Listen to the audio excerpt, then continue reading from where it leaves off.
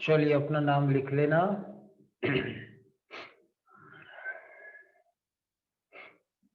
चलिए हमने last exercise मतलब लास्ट लेक्चर के अंदर एक्सरसाइज 10.3 कंप्लीट कर ली थी। ओके, रेगुलर काम करना है वरना पीछे रह जाओगे। कई लोगों का होमवर्क है रेगुलरली नहीं आ रहा है, होमवर्क करना भी है और सेंड करना भी है।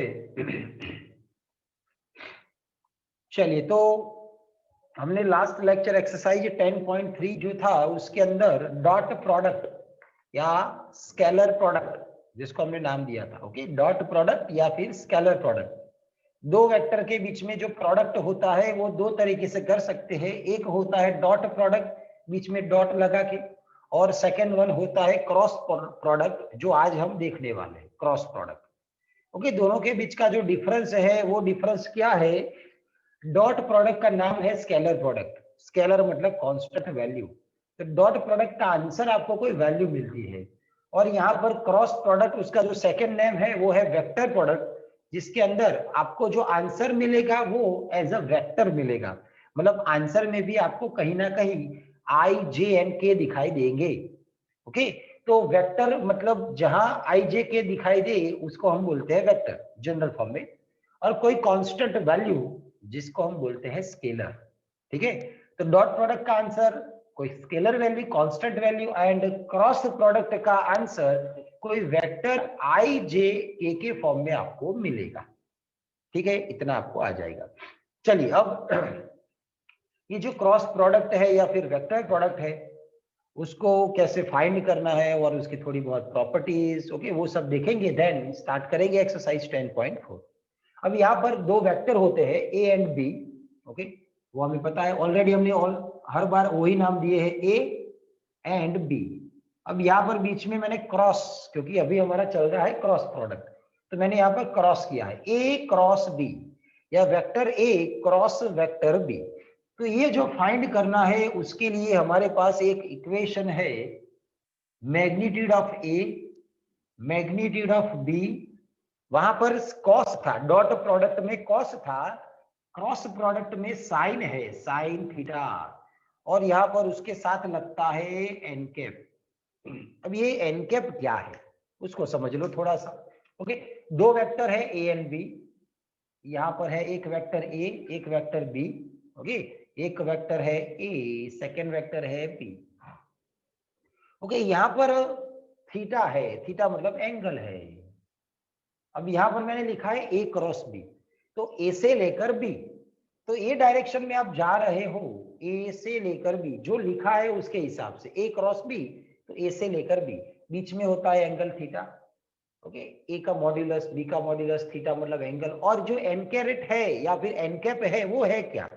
वो एक यूनिट वेक्टर है, जो वेक्टर ये दोनों vector A and vector b दोनों को परपेंडिकुलर होता है। मतलब यहाँ ऐसे ऊपर जाएगा, ये जो ऊपर जा रहा है वो है हमारे लिए यूनिट परपेंडिकुलर वेक्टर, जिसको बोला जाता है एन कैरेट या एन कैप। ठीक है, तो ए टू बी में जा रहे हो तो एन कैप आएगा, बट आपको रिवर्स में मतलब ए टू बी की जगह ऐसे लिखना हो, देखो ए है ये बी है, या फिर ए ये बीच में थीटा ही है बट यहाँ पर बी है, तो लिखा मैंने ए क्रॉस बी है, बट यहाँ पर मैं जा रहा हूं बी क्रॉस ए करके, बी क्रॉस ए। ओके, तो यहाँ पर जो एन कैरेट ऊपर की साइड जा रहा था वो अब नीचे की साइड आएगा, मतलब ऐसे। ओके, तो ये है यूनिट वेक्टर। ओके, तो मैं लिखने वाला हूं नीचे अभी। तो एन यहाँ पर एन थीटा जो है वो सब क्या है, तो जो थीटा की वैल्यू है वो वैल्यू कहाँ से लेनी है, मतलब वो तो क्वेश्चन में देते ही हमें, यहाँ कुछ फाइंड करना होता है। यहाँ पर जो थीटा है वो थीटा बिटवीन 0 से पाई, मतलब first quadrant and second quadrant, 0 से लेकर पाई तक, मतलब ये दोनों वेक्टर के बीच का एंगल 0 से पाई के बीच में होना चाहिए। ये जो दोनों वेक्टर है, दोनों के बीच का एंगल 0 से स्टार्ट करके पाई तक जाना चाहिए, उससे आगे नहीं, पाई से आगे नहीं। ठीक है, तो थीटा की ये हो जाएगी लिमिट 0 से पाई वाली। एंड यहां पर जो मैंने एन कैरेट लिखा था, एन कैरेट, अब यहां पर वो एन कैरेट क्या था, perpendicular vector. Okay, perpendicular unit vector is a unit vector perpendicular to a vector and b vector. Okay, तो जो ए वेक्टर था वो, बी वेक्टर था वो, दोनों के साथ ये जो एन लिखा है हमने, एन कैरेट या फिर वेक्टर एन कैरेट, तो वो परपेंडिकुलर होता है। दैट मीन्स यहाँ पर जो एंगल होता है ना इन दोनों के बीच में, एन और ए दोनों के बीच का एंगल कितना होता है, 90 होता है। याद रख लेना कि vector A and vector b में कोई भी एंगल हो, बट जब क्रॉस प्रोडक्ट लेते हैं तो पीछे जो ए एन कैरेट आ रहा है वो एन कैरेट है क्या, ये दोनों वेक्टर के परपेंडिकुलर वेक्टर। यहाँ पर भी वो एंगल कितना होता है, 90 होता है। यहाँ पर भी वो एंगल कितना हो जाएगा, 90। एन और बी के बीच में एंगल 90, एन और ए के बीच में भी एंगल 90। ठीक है, तो n is a unit vector. Unit vector मतलब उसका मॉड्यूलस 1 हो जाएगा। ओके, तो यहाँ पर वो भी हम लिख सकते हैं यूनिट वेक्टर, दैट मीन्स उसका मॉड्यूलस 1 होता है। ऑलरेडी हमने कैप किया हुआ है, मतलब उसका मैग्नीट्यूड 1 ही होगा। ओके, तो उसका मैग्नीट्यूड 1 होगा ही होगा, और वो perpendicular to a and b है। या ओके, उसके साथ हम लिख सकते हैं एन कैरेट ए के साथ परपेंडिकुलर। लास्ट टाइम बताया था परपेंडिकुलर हो रहा है, उसका मतलब उन दोनों के बीच का डॉट प्रोडक्ट 0 होता है। तो यहाँ पर एन और ए एक दूसरे के साथ परपेंडिकुलर है, दैट मीन्स दोनों का डॉट प्रोडक्ट 0 होगा। अभी चल रहा है क्रॉस प्रोडक्ट, बट ये आपको बता रहे हैं कि परपेंडिकुलर है तो डॉट प्रोडक्ट तो 0 ही होगा।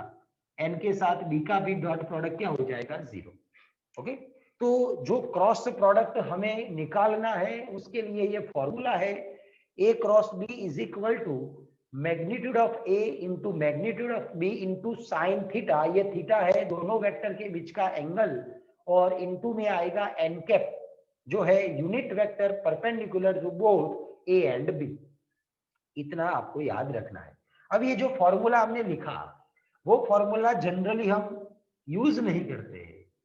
ओके, ए क्रॉस बी है बट वो फॉर्मूला हम यूज नहीं करते हैं, तो कौन सा फॉर्मूला यूज करते हैं। ओके, चलिए, तो उसके लिए देखो,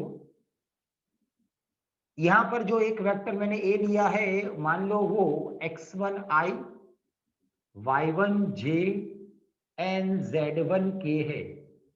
ओके, और सेकेंड वेक्टर है जो बी है, बी कैरे b vector b is equal to x2i plus y2j plus z2k। तो इन दोनों के बीच में आपको निकालना है क्रॉस प्रोडक्ट।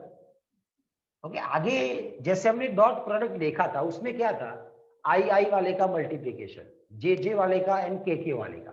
तो हम क्या लिखते थे डॉट प्रोडक्ट में, x1 x2 plus y1 y2 plus z1 z2, वो डॉट प्रोडक्ट में था। यहाँ पर क्रॉस प्रोडक्ट है, तो क्रॉस प्रोडक्ट में आपको डिटर्मिनेंट फाइंड करना है। डिटर्मिनेंट हमारा चैप्टर नंबर 3 या 4 नंबर वाला चैप्टर। तो सबसे पहले जो फर्स्ट रो है उसमें आपको कंपलसरी आई जे एंड के लिख देना है, I J K compulsory. And जो सेकेंड एंड थर्ड रो है वो vector A and vector B के स्केलर कंपोनेंट लिखने हैं। ए के कंपोनेंट स्केलर वाले x1 y1 z1, तो वो यहां पर आएंगे x1 y1 z1। पीछे है बी, तो बी के vector component x2 y2 z2, तो यहां पर आएंगे x2 y2 z2। अब इसको सॉल्व कैसे करना है वो तो आपको आता ही है, डिटर्मिनेंट। चलिए, फर्स्ट यूजिंग फर्स्ट रो हम सॉल्व करें, तो आई कैरेट के साथ, आई कैप के साथ row column cancel, y1 z2 y1 z2 minus y2 z1। फिर सेकंड आपको याद होगा ये वाला माइनस ले देते हैं, माइनस जे कैप ब्रैकेट में, row column cancel, x1 z2 minus x2 z1 and last one plus k, row column cancel, x1 y2 and minus x2 y1। तो कभी भी आपको क्रॉस प्रोडक्ट फाइंड करना हो, ओके, तो आपको ये डिटर्मिनेंट वाला फॉर्मूला यूज करना है। अब आप आंसर में देखोगे तो यहाँ पर आपको आई भी मिल रहा है, जे भी मिल रहा है, के भी मिल रहा है। दैट मीन्स ये जो आंसर निकल के आया वो ए क्रॉस बी के लिए है, वो आंसर अभी आई जे के फॉर्म में है। दैट मीन्स वो आंसर वेक्टर के फॉर्म में है। तो ये आंसर आपको क्या मिलेगा, वेक्टर के फॉर्म में। जैसे डॉट प्रोडक्ट में आंसर आपको कोई कांस्टेंट वैल्यू मिलती थी, मतलब वो स्केलर प्रोडक्ट था। अब यहाँ पर आपको जो आंसर मिल रहा है वो आई जे के फॉर्म में है। दैट मीन्स ये वेक्टर फॉर्म में है। तो क्रॉस प्रोडक्ट जिसको हम वेक्टर भी बोलते हैं, डॉट प्रोडक्ट जिसको हम स्केलर प्रोडक्ट भी बोलते हैं, इतना आपको आना चाहिए। ठीक है, अब dot product and cross product दोनों में से इजी क्या रहेगा फाइंड करना, डॉट प्रोडक्ट, क्योंकि यहाँ पर क्रॉस प्रोडक्ट में डिटर्मिनेंट फाइंड करना पड़ता है, यहाँ पर ये भी सॉल्व करना पड़ता है। ठीक है ना, अभी आगे सॉल्व करना है वैसे। तो dot product and cross product में फाइंड करने के लिए डॉट प्रोडक्ट इजी होता है। तो जब भी कोई एंगल वाला क्वेश्चन आए, find angle between two vectors, तो आप ये वाला फॉर्मूला साइन थीटा के फॉर्म में यूज कर सकते हो। बट हम ये क्रॉस प्रोडक्ट वाला एंगल फाइंड करने के लिए यूज नहीं करेंगे, क्योंकि वो थोड़ा लेंथी हो जाएगा। तो जब भी एंगल फाइंड करने हैं बिटवीन टू वेक्टर्स, तो हम वो आगे वाला जो डॉट प्रोडक्ट का फॉर्मूला था कॉस थीटा वाला, वो यूज करने वाले हैं। साइन का भी कर सकते हैं, बट वो मेथड थोड़ी लेंथी हो जाएगी।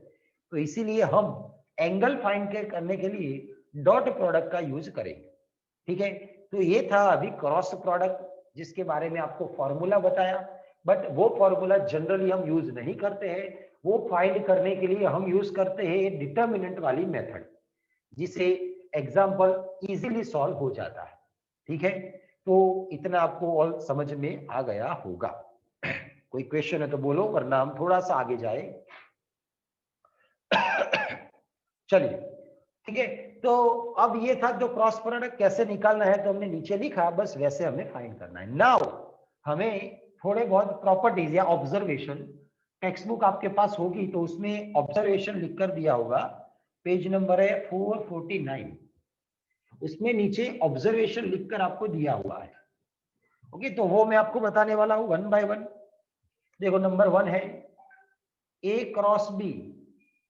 अब ये स्केलर है कि वेक्टर है, तो अभी आपको बताया आंसर आई जे की फॉर्म में मिलता है, मतलब वो वेक्टर है। आंसर क्या मिलता है भाई, वेक्टर मिलता है। ठीक है, अब यहाँ पर ये सेकंड थिंग समझ लो अच्छे से, ए क्रॉस बी का आंसर आपको 0 मिले, 0 वेक्टर के फॉर्म में मिल रहा है, मतलब 0 वेक्टर। तो ए एंड बी के बीच में रिलेशन क्या होगा, चलिए अभी हमने फॉर्मूला क्या लिखा था, a cross b is equal to magnitude a magnitude b into sine theta और उसके साथ एन के। अब ये मैं ले रहा हूं 0। अब मैग्नीट्यूड तो अभी 0 होगा नहीं, दो वेक्टर 0 वेक्टर नहीं है, नॉन जीरो वेक्टर है मान लो, तो उनका मैग्नीट्यूड 0 नहीं होगा। दैट मीन साइन थीटा हो जाएगा 0। अब साइन थीटा 0 है, उसका मतलब क्या हो जाएगा कि इन दोनों के बीच का एंगल क्या हो जाएगा, 0 हो जाएगा। ओके, तो ए क्रॉस बी जब भी 0 होगा तो उसके लिए जो कंडीशन आएगी वो हो जाएगी vector A and B are parallel. Parallel हो सकते हैं या फिर वो कोलिनियर भी हो सकते हैं। ओके, पैरेलल मतलब ऐसे दो वेक्टर पैरेलल में होंगे, और कोलिनियर मतलब एक ही लाइन पर दो वेक्टर, जिसको बोलते हैं हम कोलिनियर। ठीक है, तो a cross b is equal to 0। तो यहां से इतना समझ लो कि आपको क्या लेना है साथ में, ए पैरेलल बी, मतलब ऐसे पैरेलल का सिंबल और उसके साथ बी। तो पैरेलल प्रूव करना हो तो आपको क्रॉस प्रोडक्ट 0 बताना है, और परपेंडिकुलर प्रूव करना हो, दो वेक्टर परपेंडिकुलर है वैसा प्रूव करो, तो हमने लास्ट टाइम देखा था उन दोनों के बीच का डॉट प्रोडक्ट आपको क्या बताना पड़ता है, 0। तो परपेंडिकुलर के लिए डॉट प्रोडक्ट 0 बताना है, पैरेलल के लिए क्रॉस प्रोडक्ट आपको 0 बताना है। इतना याद रख लेना, ये छोटी छोटी चीजें ही आपको याद रखनी है, क्योंकि आगे जब मिसलेनियस एक्सरसाइज होगी तो उसमें सभी एक्सरसाइज का मिक्स होगा। तो उसमें ये सब चीजें आपको याद रखनी है। ठीक है, चलिए नंबर 3, वेक्टर ए का क्रॉस प्रोडक्ट वेक्टर ए के साथ है, तो आंसर क्या आएगा? ए क्रॉस ए का आंसर क्या आएगा? बोलो। क्रॉस प्रोडक्ट मतलब हमने क्या बोला आपको? डिटरमिनेंट। 0। हाँ, आई जे के। ए के लिए मान लो x1 y1 z1 है, तो ए के लिए वही होगा। अब डिटरमिनेंट में आपको याद होगा कि दो रो के एलिमेंट सेम है तो डिटरमिनेंट 0 होता है, तो आंसर 0 होगा। बट वो 0 वैल्यू नहीं, 0 वेक्टर, क्योंकि आंसर आपका वेक्टर के फॉर्म में मिलता है, तो यहाँ पर आपका आंसर हो जाएगा 0 वेक्टर। ठीक है, तो इतना आपको आना चाहिए। चलिए, तो यहां पर एक ये लिखा, और सेकेंड थिंग, एक वेक्टर ये है एंड सेकेंड वेक्टर माइनस ये है, तो ये वाला भी आंसर तो 0 ही देगा। ओके ना, ये दोनों रो तो सेम ही हुई डिटरमिनेंट में, तो आंसर वो भी 0 होगा। बट दोनों के अंदर डिफरेंस क्या है? ये दोनों वेक्टर सेम टू सेम है, ए वाला वेक्टर वही वाला वेक्टर ये है, तो जब भी हम ये दोनों सेम टू सेम वेक्टर ले, तो दोनों के बीच का एंगल क्या हो जाएगा? 0, क्योंकि वो एक ही तो वेक्टर है, दोनों के बीच में एंगल बनेगा ही नहीं, तो वो 0 होगा। ये वेक्टर ए है और ये वेक्टर है minus A, that means A vector का ऑपोजिट वेक्टर। एक वेक्टर यहां पर जा रहा है और सेकंड वेक्टर यहां पर है, तो दोनों के बीच का एंगल कितना है? ये पूरा एंगल कितना होता है? पाई। तो थीटा 180। क्या हो जाएगा? 180 मतलब कि पाई। ओके, तो a cross a 0 at that time theta 0 होता है, ए क्रॉस माइनस ए वो 0 ही होता है, 0 वेक्टर ही होता है, बट थीटा क्या होता है? पाई होता है। ओके, और हमें पता है कि हमें जो थीटा लेना है वो बिटवीन 0 से पाई तक लेना है, उसके आगे नहीं जाना है।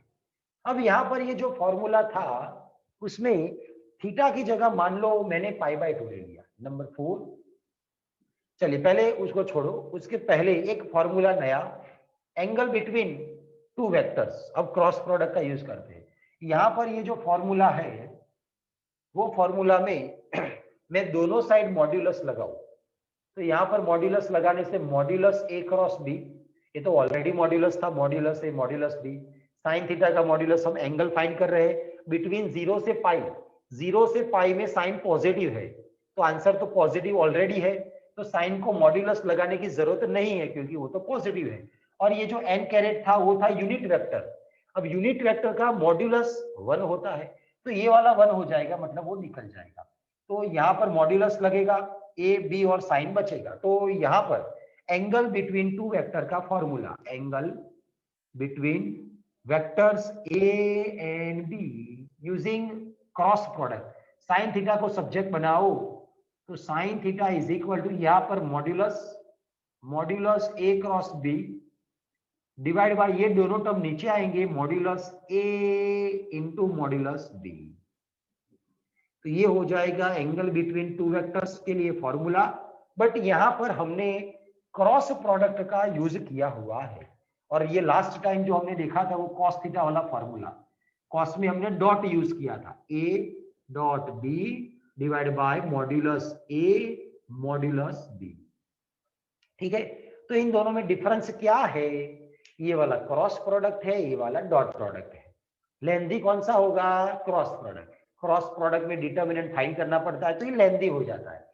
तो कभी भी एंगल फाइंड करना हो तो ऑलवेज कॉस थीटा वाला फॉर्मूला यूज करना है, क्योंकि वो जल्दी खत्म हो जाएगा। ठीक है, इसके हिसाब से तो ये होता है साइन थीटा का formula, angle between two vector. ध्यान रखना ये चीज, अभी चैप्टर नंबर 10 चल रहा है, चैप्टर नंबर 11 में ये फॉर्मूला अगेन आएगा। यहाँ पर ये चैप्टर के अंदर वेक्टर की बात हो रही है, चैप्टर नंबर जब 11 आएगा उसमें लाइन एंड प्लेन की बात होगी, तो यही फॉर्मूला वहां पर आपको मिलेगा। वेक्टर में ए डॉट बी होता है, लाइन में भी ए डॉट बी होता है, बट वहां पर ए डॉट बी का भी मॉड्यूलस लगता है। ओके, वहां पर आएगा तब आपको अगेन बताएंगे। अब यहाँ पर समझ लो angle between two vectors a dot b cos वाले में है और ए क्रॉस बी साइन वाले में। यहाँ पर मॉड्यूलस नहीं है, यहाँ पर मॉड्यूलस है, तो ये वाला मॉड्यूलस यहाँ पर मत लगा देना, इसके लिए आपको बता रहे हैं। ठीक है, नाउ नंबर 5 कि यहाँ पर ये थीटा जो है वो मैं 90 ले लूं पाई/2, मतलब कि एंगल बिटवीन टू वेक्टर्स ये दोनों जो वेक्टर्स थे उनके बीच का एंगल π/2 हो गया, समझ लो π/2 है, तो sin π/2 1 हो जाएगा। sin π/2 1 हो जाएगा तो नीचे वाला पूरा टर्म यहाँ पर मल्टीप्लाई हो जाएगा, is equal to modulus of a cross b। That means कि हम यहाँ पर a cross b is equal to लिख सकते हैं modulus a modulus b। Okay, याद रखने की वैसे जरूरत है नहीं, फिर भी अभी थीटा π/2 है तो ऐसा होता है, फॉर्मूला के हिसाब से ऐसा बनता है। अभी आपको बताना है नंबर 6, ये आपको खुद बताना है सोचकर, या आप ऑलरेडी फिजिक्स में देख चुके हो। I cross I, J cross J and K cross K, क्या होगा भाई answer? 0 zero vector. Okay, zero vector answer होता है, क्योंकि I मतलब 3 डायमेंशनल में 1,0,0, अगेन I मतलब 1 0 0, मतलब डिटर्मिनेंट में 2 रो सेम हो गई तो उसका आंसर क्या होता है? 0। फिर I J and K। Okay, ऐसे आपने एक राउंड बनाया होगा फिजिक्स में या आगे कहीं पर भी देखा हो, I J K, कोई एक डायरेक्शन पकड़ के रखो ऐसे। ओके, तो I के साथ J का cross product I cross J, वो आपको आंसर देता है K। फिर नेक्स्ट J K का आंसर होता है I, J cross K answer आएगा I, and last one K और I का हो जाएगा J, K cross I answer देगा आपको J। समझ में आ गया होगा। नाउ ये मुझे थोड़ा सा आगे लिखना था बट अभी चलो यहां पर लिख देते हैं। Number 7, A cross B and B cross A, वो दोनों सेम होंगे कि नहीं होंगे? ये सेम होंगे कि नहीं होंगे? नो सर, नहीं होंगे, क्योंकि यहाँ पर A क्रॉस B में डिटर्मिनेंट जब लेते हैं तो A वाले के स्केलर कंपोनेंट सेकंड रो में आएंगे और B वाले के थर्ड रो में।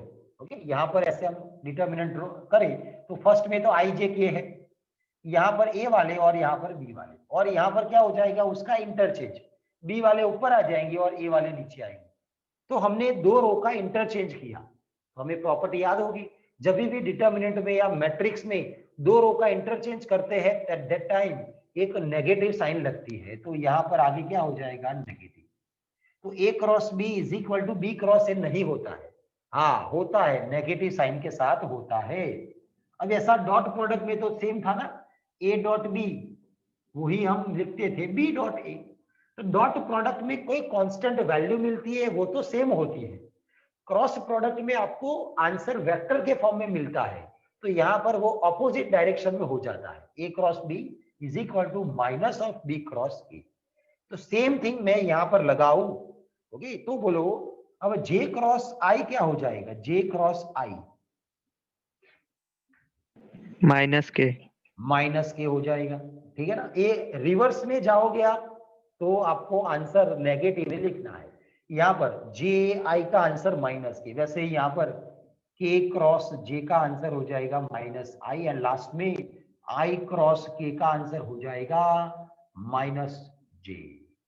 समझ में आ गया होगा, ठीक है ना। तो ये सब ऑब्जर्वेशंस है जिसका कहीं ना कहीं हम थोड़ा बहुत यूज करते हैं कहीं ना कहीं, तो ये सब चीजें आपके दिमाग में होनी चाहिए। चलिए, ओके, तो ये हमने आपको बताया थोड़े बहुत ऑब्जर्वेशन, अभी भी 2-3 है।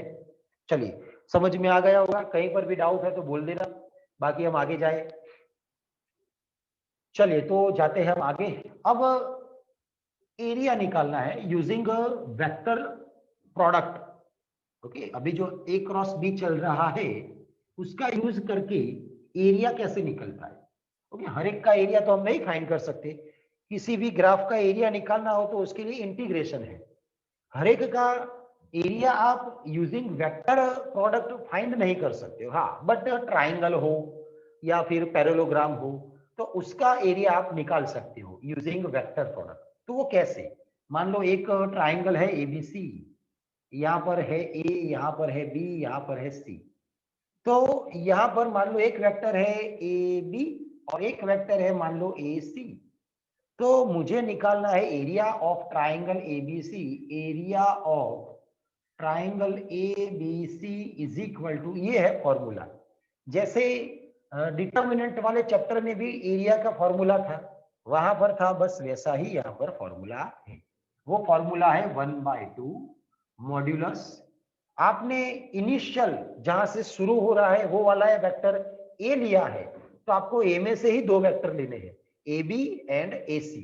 तो A B cross A C, okay, तो आपको ऐसे ही लिखना है, ए बी क्रॉस ए सी। आपको ऐसे नहीं लिखना है A B cross B C, वैसे नहीं। इनिशियल स्टार्टिंग यहां से हुआ है तो आपको वही लेना है, ए बी और ए सी। तो ये हो जाएगा आपके लिए formula a B cross A c. अब ए बी को आपने नाम चलो ए दिया है स्मॉल, ए सी को नाम दिया है आपने मान लो स्मॉल बी, तो अब ये फॉर्मूला ये बन जाएगा 1/2 magnitude of A cross B, मतलब एडजेसेंट साइड लेना है ए बी एंड ए सी।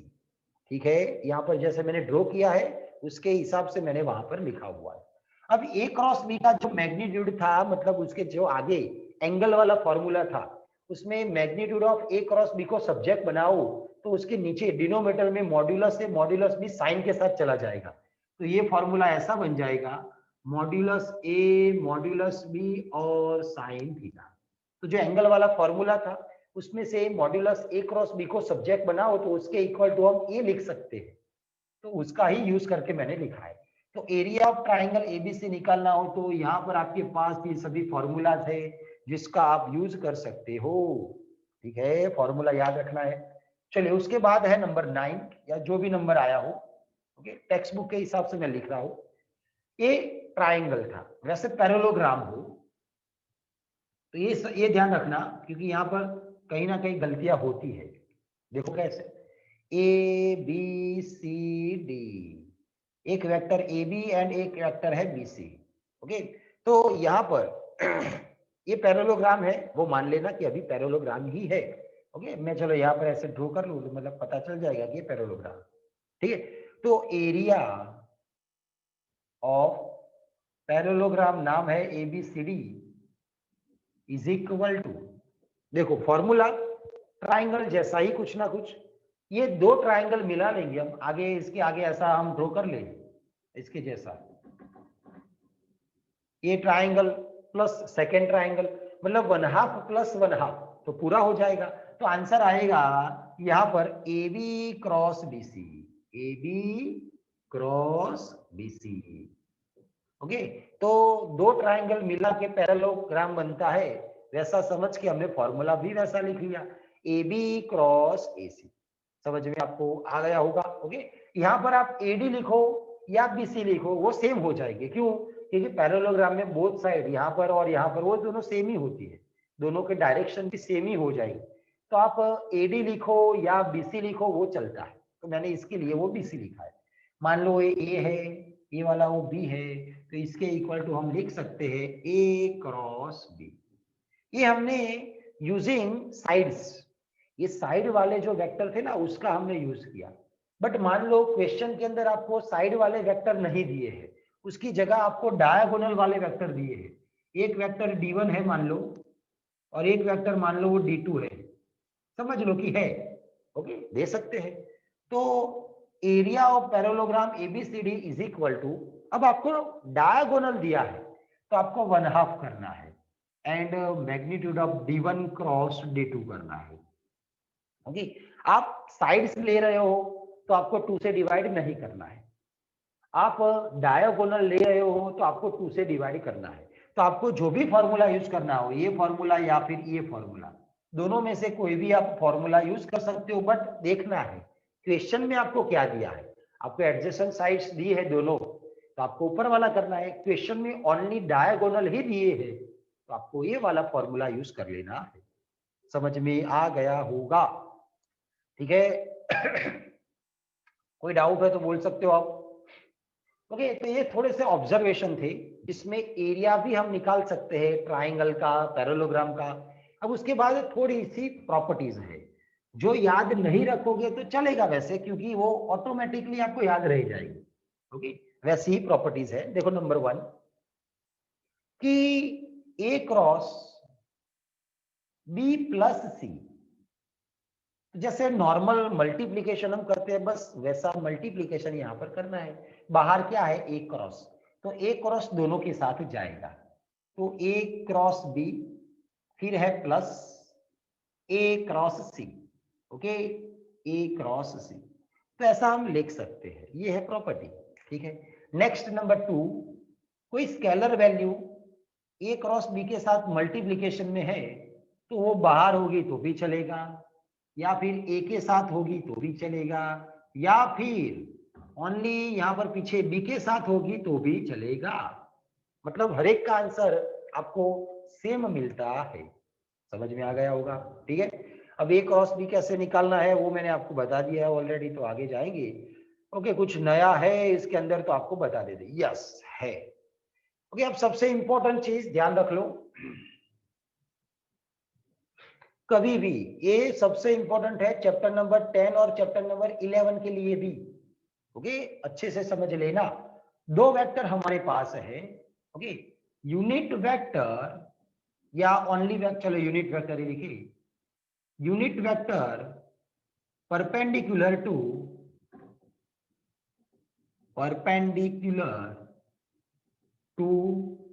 एक vector and vector B. Okay, चलिए पहले ओनली वेक्टर के बारे में आपको बताएं, देन उसका यूनिट तो हम ले सकते हैं। यूनिट वेक्टर निकालना हो मतलब उसका सिर्फ मॉड्यूलस लेना है। ध्यान से देखो।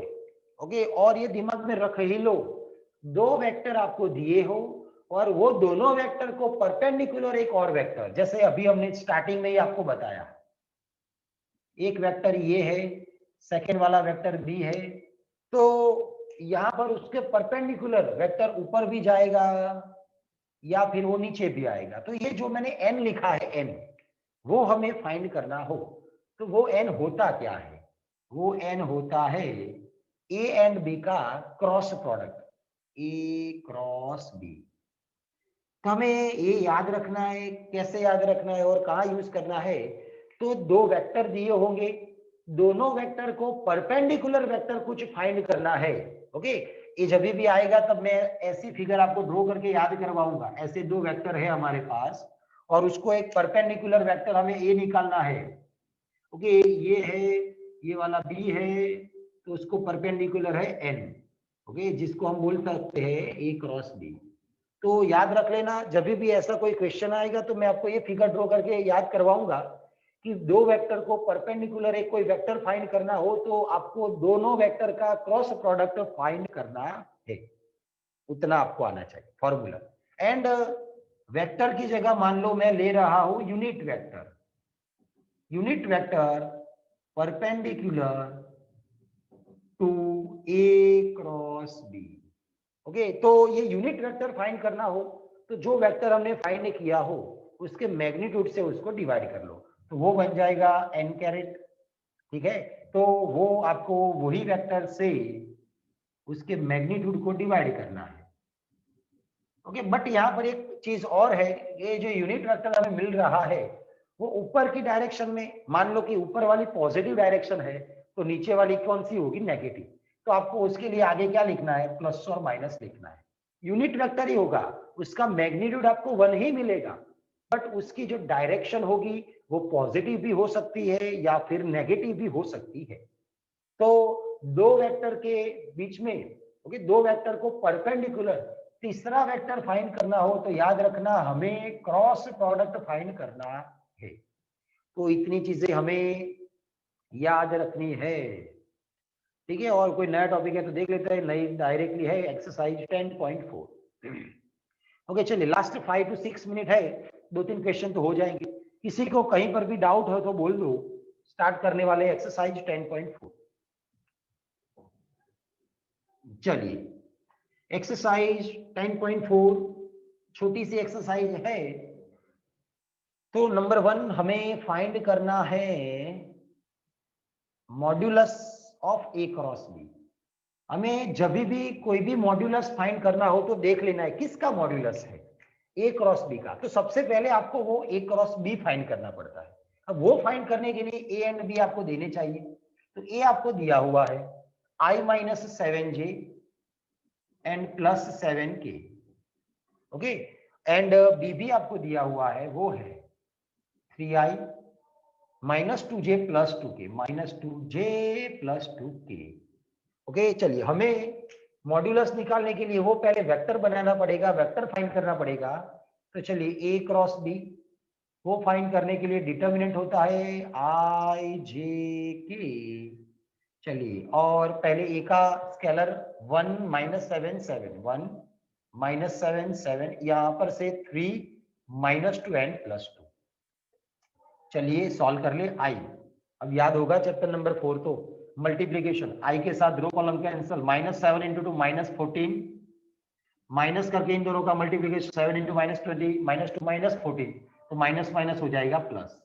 सेकेंड थिंग माइनस j होता है, row column cancel, 1 into 2 2 minus 7 3 21, plus है k और उसके साथ row column cancel, 1 into minus 2 मतलब minus 2 and minus 7 into 3 minus 21, तो माइनस माइनस प्लस 21। तो यहाँ से माइनस प्लस माइनस 0 हो जाएगा क्योंकि सेम है 0i।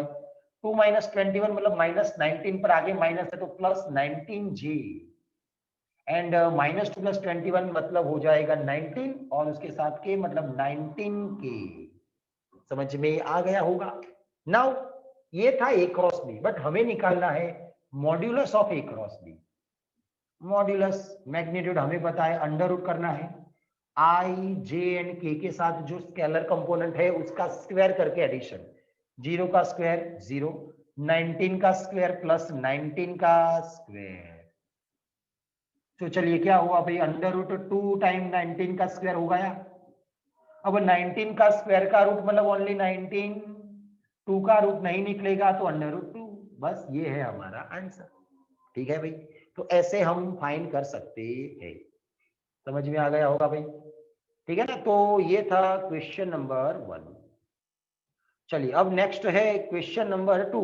Find a unit vector perpendicular to each of the vector a plus B and a minus B. Okay, वैसे easy है, थोड़ा सा समझ लो अच्छे से। क्या निकालना है, यूनिट वेक्टर। अभी लास्ट में ही आपको बताया यूनिट परपेंडिकुलर वेक्टर। ओके, तो यहाँ पर टेक्स्ट बुक आपके पास होगी, find a unit vector perpendicular to each other each of the vector a plus b and a minus b। हमारे पास ऐसे दो वेक्टर है, एक वेक्टर है a प्लस बी, एक वेक्टर है a plus B, second vector है a माइनस बी। तो हमें इन दोनों के बीच में से एक यूनिट परपेंडिकुलर वेक्टर निकालना हो तो ऐसे वो आएगा। जरूरी नहीं है कि वो यहाँ से पास हो, मतलब इंटरसेक्ट करके निकले, जरूरी नहीं है, हम सिर्फ बता रहे हैं। तो आपको क्या करना है, इन दोनों के बीच में क्रॉस प्रोडक्ट लेना है। ओके, जब भी दो वेक्टर के बीच में से परपेंडिकुलर वेक्टर फाइंड करना हो तो आपको दोनों का क्रॉस फाइंड करना पड़ता है। तो हमें तो यूनिट निकालना है, तो यूनिट मतलब n कैरेट मान लो वो है, तो हमें क्या करना है, प्लस और माइनस इन दोनों के बीच क्रॉस प्रोडक्ट। ओके, तो a plus B cross a minus B, and then नीचे आपको उसका क्या फाइंड करना है, मैग्नीट्यूड, क्योंकि उसके मैग्नीट्यूड से उसको हम डिवाइड करते हैं। a plus B cross a minus B. तो हमें फाइंड क्या करना है, a plus B cross a minus B. a plus B, उसके लिए आपको a एंड b दे रखा है। चलिए a दे रखा है, यहां पर a है 3i 2j 2k। ओके, हमें ये फाइंड करना है। लेक्चर कंप्लीट होने को, कंप्लीट हो जाए लेक्चर तो इतना हमें फाइंड करना है, वो आपको ट्राई करना, वरना मैं नेक्स्ट लेक्चर में आपको ये करवाऊंगा। वेक्टर बी आपको दिया हुआ है i 2j minus 2k, i plus 2j minus 2k। हमें पहले a प्लस बी निकालना है, okay, then a minus B निकालना है, देन उन दोनों के बीच में क्रॉस मतलब उसका डिटर्मिनेंट फाइंड करना है। ओके, चलिए a प्लस बी दोनों का addition 4i 4j and plus 0k, subtraction 3i minus i 2i 2j minus 2j 0j and plus 2k minus minus plus तो प्लस 4k। अब इन दोनों के बीच आपको क्या फाइंड करना है, cross a plus B cross a minus B, मतलब determinant i j k। पहले a प्लस बी के लिए 4 4 0। ओके, अब यहां से खुद कर सकते हो 2